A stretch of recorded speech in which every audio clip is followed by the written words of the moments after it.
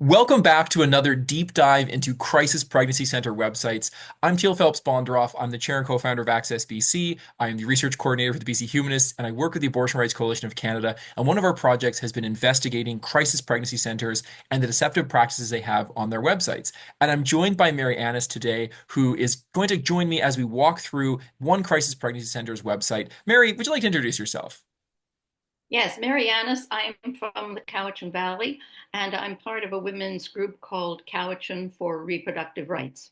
It's so great to have you here. Probably asking yourself, what is a crisis pregnancy center? So, the quick rundown is that crisis pregnancy centers are fake medical clinics. They're clinics that are set up to try to dissuade people from having an abortion. They engage in motivated counseling, and their goal is to get people in the door and then to convince them not to have an abortion. They are a construct of the anti-choice or pro-forced birth movement, and they're really risky. This is the Norfolk Family Pregnancy and Resource Center.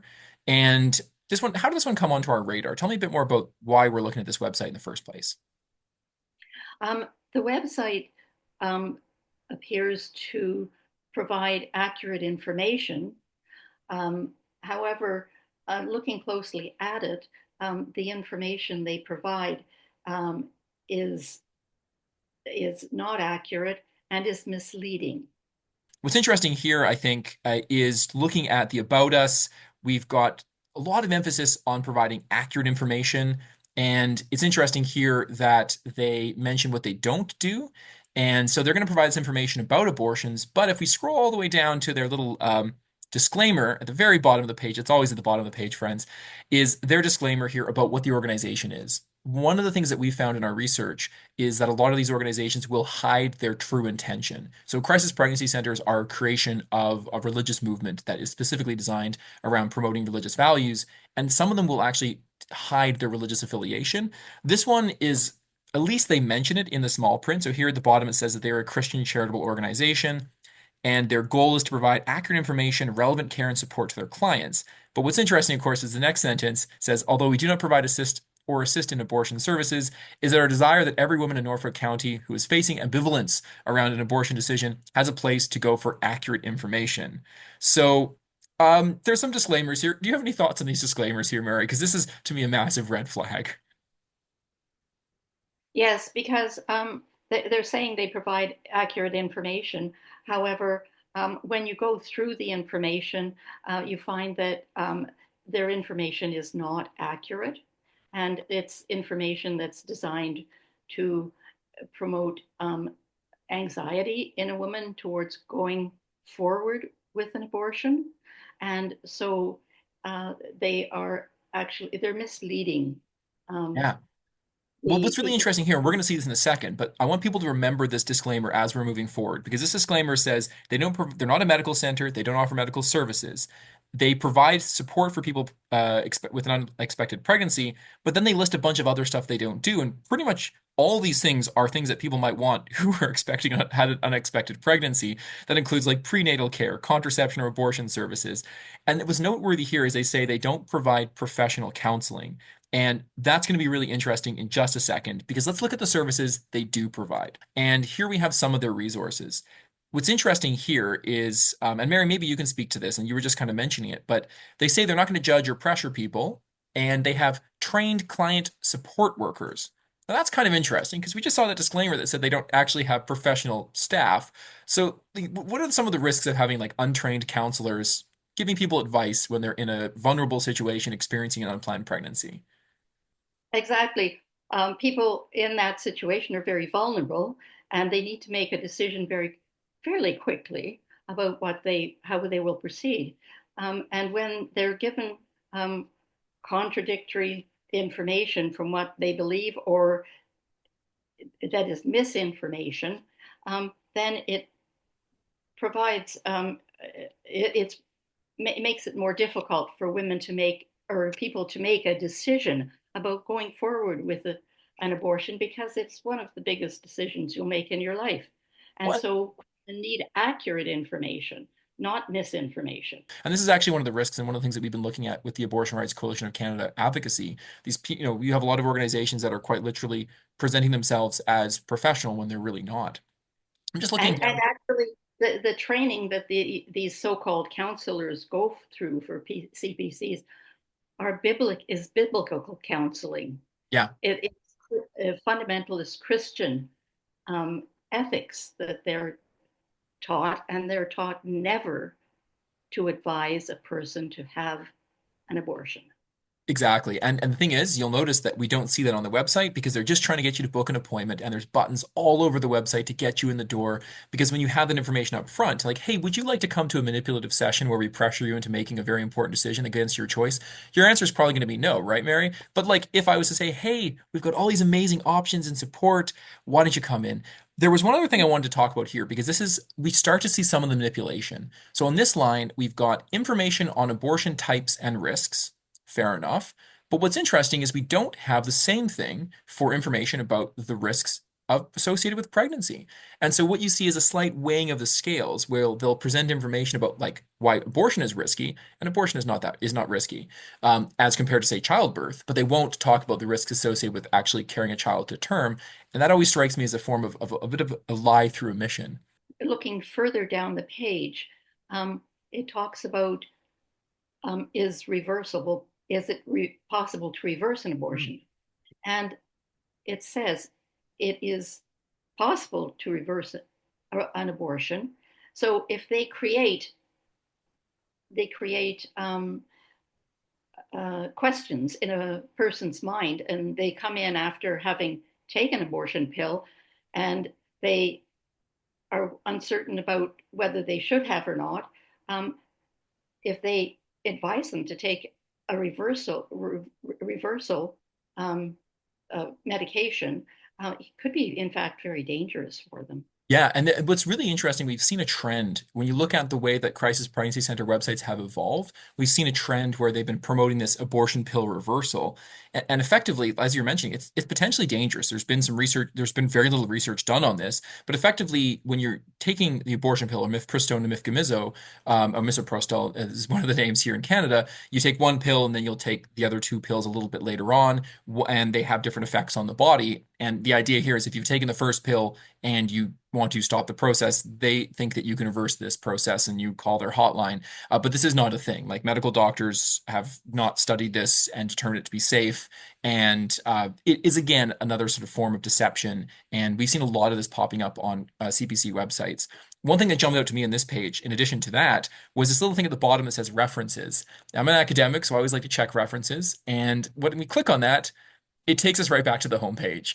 And so again, you see a deceptive technique being like, no, no, we have abortion pill reversal. It's a thing. Click on our resources and our sources and our citations. And of course, they go nowhere.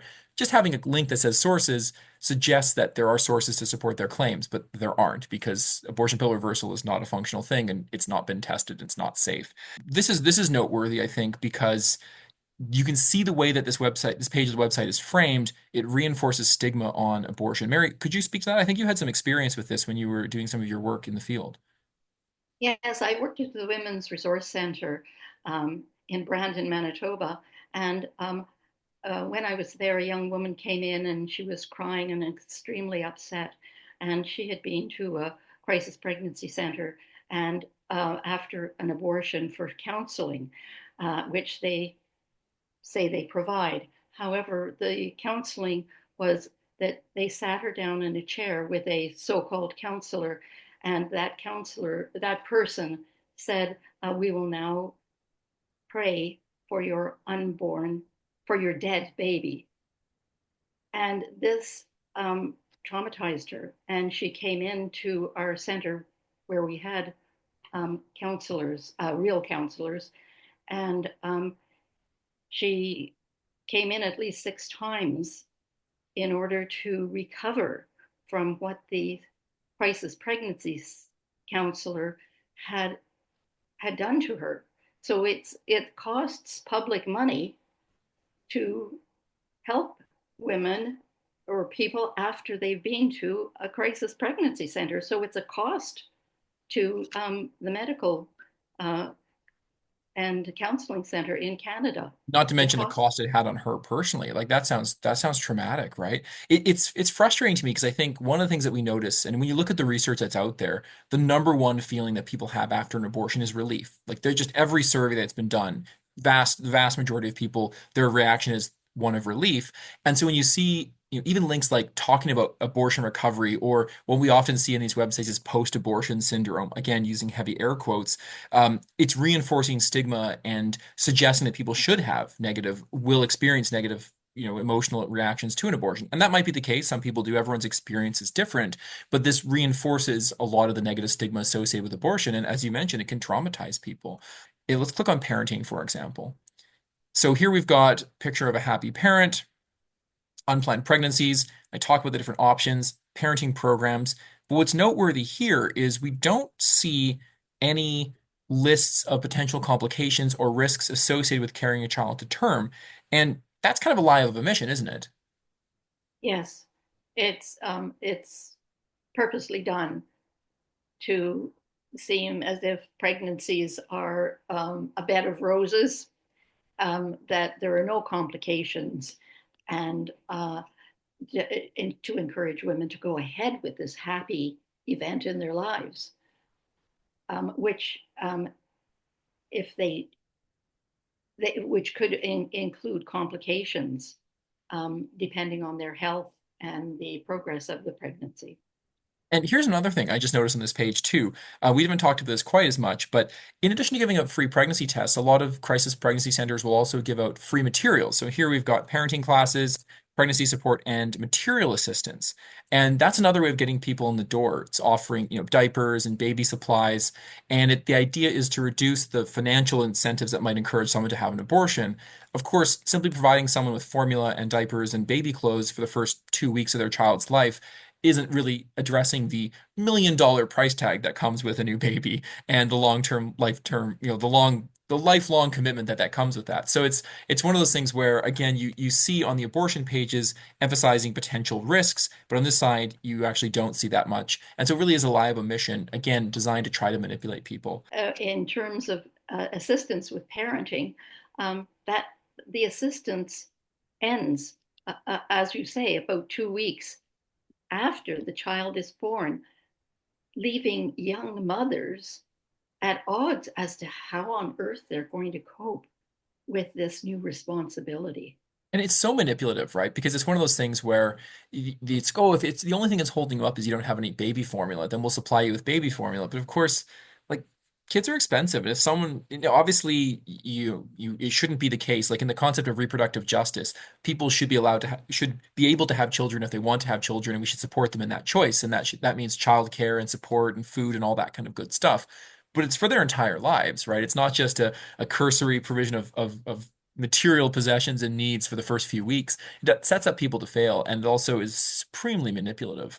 So that's one of the reasons we do these videos. It's to just allow people to see all the many deceptive techniques you see on websites. This one jumped out to us as a particularly egregious example, primarily because it really did look like a decent website with information on it that was accurate. Some of them are a bit more obvious than others. This one's quite a professional website. You've got all the standard stock photos, you've got videos and forms, and it's another way of getting people in the door to try to manipulate them. And I think the last thing I'll end with is ways to give. Obviously, these organizations survive on donations. So we've got, this group has got different ways of donating and supporting them. And again, that's a huge challenge because our tax dollars sometimes fund those. I know there's been work at the federal level around changing that, but at the moment, a lot of these groups that are registered charities, they can write off these cash. You can get a tax receipt. Here it is right there. Get your tax receipt. So in other words, we as taxpayers are indirectly funding these organizations. And just to remind everyone, these are organizations that exist only to lie and deceive people into not having an abortion. They're providing motivated counseling, and they're not providing all the options in an open, fair, and honest way. They only exist, and these entities were only set up to stop people from having abortions. And as a result, we need to be vigilant. And even when they have a glossy website with a lot of nice buttons on it, to be wary of the deceptive techniques that crisis pregnancy centers are doing. Folks, if you have any questions about crisis pregnancy centers, please get in touch with us.